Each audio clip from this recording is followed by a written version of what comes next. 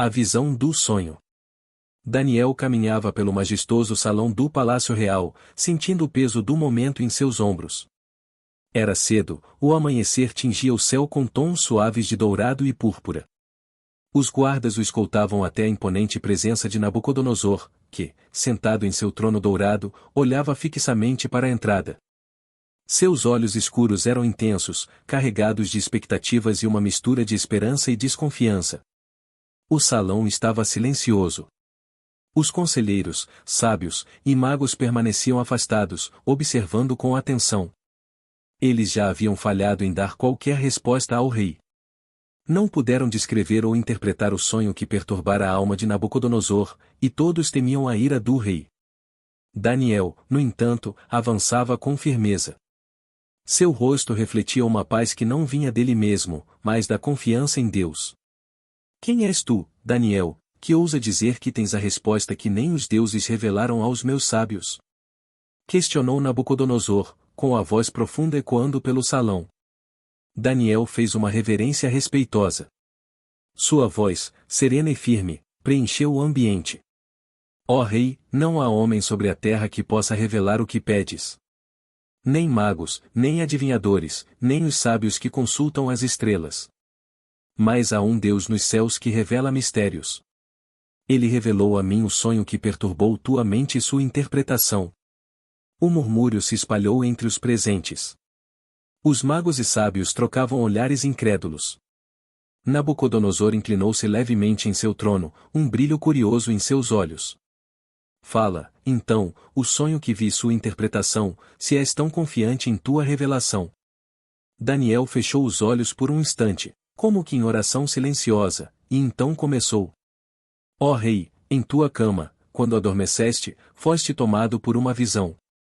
Diante de ti estava uma grande estátua, imensa e de esplendor extraordinário. Sua aparência era terrível e imponente. A cabeça da estátua era de ouro puro, o peito e os braços eram de prata, o ventre e as coxas eram de bronze, as pernas eram de ferro, e os pés eram em parte de ferro e em parte de barro. Os olhos de Nabucodonosor se arregalaram. Ele se inclinou mais para a frente, como se cada palavra de Daniel estivesse desvendando o véu de sua memória. O rei assentiu lentamente, como se visse novamente a imagem que tanto o perturbara. Continuando, ó rei, prosseguiu Daniel. Enquanto contemplavas a estátua, uma pedra foi cortada sem o auxílio de mãos humanas. Essa pedra atingiu os pés de ferro e barro e os despedaçou. Então, o ferro, o barro, o bronze, a prata e o ouro foram destruídos juntos e se tornaram como palha na eira no verão. O vento os levou, e não restou vestígio algum deles. Mas a pedra que feriu a estátua cresceu e se tornou uma grande montanha que encheu toda a terra. Nabucodonosor olhava para Daniel como se estivesse diante de um profeta. Era exatamente o que ele havia visto. A estátua com sua magnífica aparência e a destruição repentina provocada por aquela pedra misteriosa. Por dias, aquilo o havia consumido. Ele se levantou lentamente, o manto vermelho ondulando ao seu redor. És um homem extraordinário, Daniel. Mas o que significa essa visão? O que o Deus a quem serves quer dizer com isso? Daniel respirou fundo, pronto para revelar a interpretação que o Deus Altíssimo havia dado. Mas antes, ele olhou para todos os presentes no salão e deixou suas palavras ecoarem como trovões. O sonho não é apenas para o rei Nabucodonosor. É uma mensagem para toda a humanidade, um anúncio dos tempos que virão. Os magos, conselheiros e sábios prenderam a respiração, e o próprio Nabucodonosor sentiu um frio percorrer sua espinha. A interpretação prometia ser algo muito maior do que ele havia imaginado. A interpretação do sonho. O silêncio pairava sobre o salão do palácio. Nabucodonosor, ainda de pé, encarava Daniel com uma intensidade quase palpável. Sua expressão era de um rei que estava diante de algo divino, algo além do poder humano. Daniel, firme e sereno, continuou sua revelação. Esta é a interpretação, ó rei. Deus mostrou ao Senhor o que acontecerá no futuro. A grande estátua que viste representa os reinos que surgirão na terra, um após o outro. Cada parte dela tem um significado. Nabucodonosor retornou ao seu trono, os passos ecoando no chão de mármore reluzente. Sua mão se firmou no braço dourado do trono enquanto ele assentia, sinalizando que Daniel prosseguisse. Todos os olhos estavam fixos no jovem hebreu. A cabeça de ouro puro, começou Daniel, com a voz firme, se representa o Senhor, ó Rei, e o seu reino, a Babilônia. O Deus dos céus deu a ti o domínio, o poder, a força e a glória. Tu governas sobre todos os homens, animais e aves. És a cabeça de ouro. Ao ouvir essas palavras, um sorriso sutil despontou nos lábios de Nabucodonosor. Ele sempre acreditara que seu poder era inigualável, que Babilônia era o ápice da civilização, uma obra-prima erguida sob seu comando. No entanto, a continuação de Daniel fez o salão mergulhar novamente em tensão.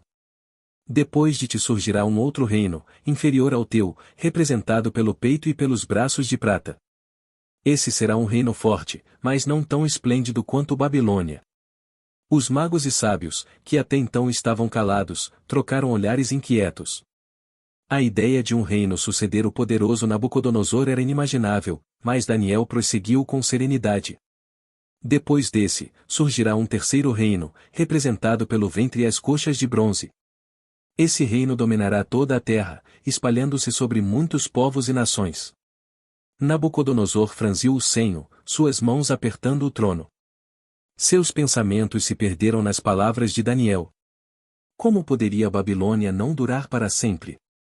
Como poderia outro reino suceder sua glória? Mas o profeta ainda não havia terminado. O quarto reino será forte como o ferro, continuou Daniel. Assim como o ferro despedaça e esmaga tudo, esse reino quebrará e destruirá todos os anteriores. Suas pernas de ferro representam esse poder esmagador. O rei não pôde mais conter sua inquietação e murmurou. E os pés? Por que são feitos de ferro e barro? Daniel olhou diretamente nos olhos de Nabucodonosor. Sua voz ressoou com a autoridade divina. Os pés, em parte de ferro e em parte de barro, representam um reino dividido. Esse será um reino que terá força, como o ferro, mas também fraqueza, como o barro. Não se misturarão, assim como o ferro não se mistura com o barro. As alianças humanas não sustentarão esse reino, e ele será instável. O salão permaneceu em silêncio absoluto. Os magos e astrólogos, outrora confiantes em sua sabedoria, agora pareciam crianças diante da magnitude daquela revelação. Nabucodonosor, imóvel em seu trono, sentia como se um véu estivesse sendo arrancado de seus olhos. E a pedra? Perguntou o rei, com voz mais baixa, quase temerosa. A pedra que destruiu a estátua e se tornou uma montanha? Daniel respirou fundo, sua expressão solene como a de um mensageiro celestial. A pedra, ó rei, é o reino de Deus. Um reino que não será feito por mãos humanas. Quando o tempo chegar, Deus dos céus estabelecerá um reino eterno. Ele destruirá todos os reinos humanos e permanecerá para sempre. A pedra que viste crescer e encher toda a terra simboliza o governo de Deus, que jamais será abalado. Aquelas palavras reverberaram no coração de Nabucodonosor. Pela primeira vez, o rei compreendeu que seu poder, por mais grandioso que fosse, era efêmero. Sua Babilônia, com toda a glória, seria substituída. O único reino eterno seria o do Deus dos céus. O salão ficou em silêncio. Os conselheiros e magos não ousaram pronunciar uma palavra. Nabucodonosor olhou para Daniel, e em seus olhos havia algo além de admiração e havia temor. É verdade, murmurou o rei, quase para si mesmo. Tudo isso é verdade. Daniel ficou em silêncio, aguardando a resposta do grande monarca. As sementes de um entendimento mais profundo haviam sido plantadas no coração daquele homem poderoso. A resposta do rei. O silêncio no salão do trono era esmagador. As palavras de Daniel haviam ecoado como trovões, reverberando por cada canto do vasto palácio dourado. Nabucodonosor, o rei mais poderoso da terra, permaneceu imóvel por um longo tempo, os olhos fixos no jovem hebreu que ousara trazer uma mensagem tão grandiosa e desafiadora. A visão da estátua e sua interpretação tinham arrancado o véu de orgulho e certeza que cobria o coração do rei. Pela primeira vez em muitos anos, ele sentiu-se pequeno diante de algo maior do que ele próprio, da soberania do Deus dos céus. Ele, o grande Nabucodonosor, percebeu que seu domínio, tão glorioso e imponente, tinha um fim. Mais do que isso, ele compreendeu que um poder divino guiava o curso da história. O que dizes, e é verdade. Não há dúvida alguma, murmurou o rei, levantando-se de seu trono. Seu rosto, que até então era marcado por autoridade e dureza, agora refletia assombro e respeito. Os magos, astrólogos e conselheiros, que antes haviam falhado em responder ao pedido do rei, agora observavam Daniel com uma mistura de medo e admiração. A sabedoria daquele jovem não vinha de homens, mas de uma fonte celestial. Nabucodonosor desceu os degraus do trono, algo que jamais havia feito diante de outro homem. Ele parou diante de Daniel, o hebreu cativo, o jovem que sua própria nação havia subjugado.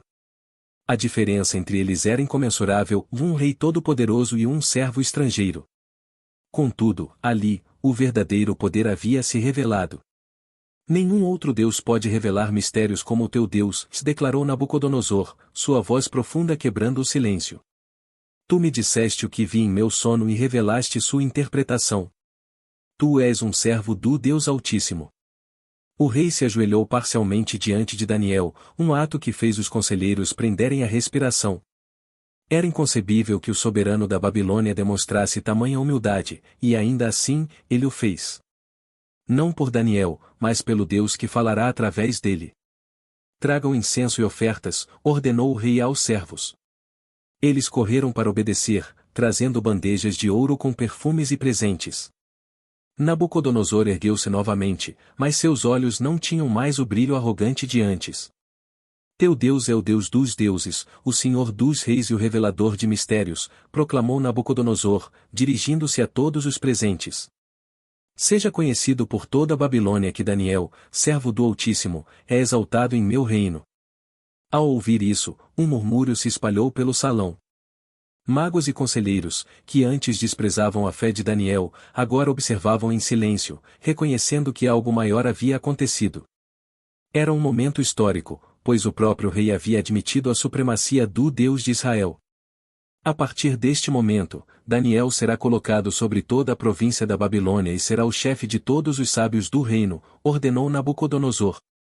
Daniel, com humildade, inclinou a cabeça em agradecimento, não ao rei, mas ao Deus a quem servia.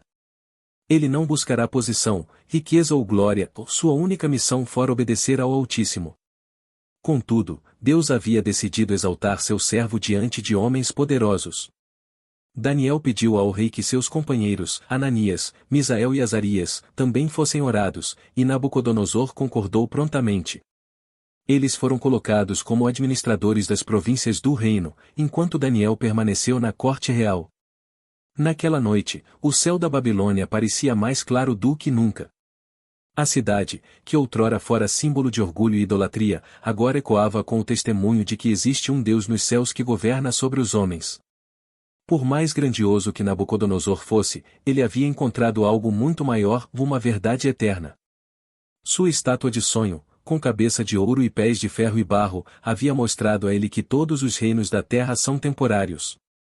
Apenas o reino de Deus permanecerá para sempre, como uma montanha que enche toda a terra.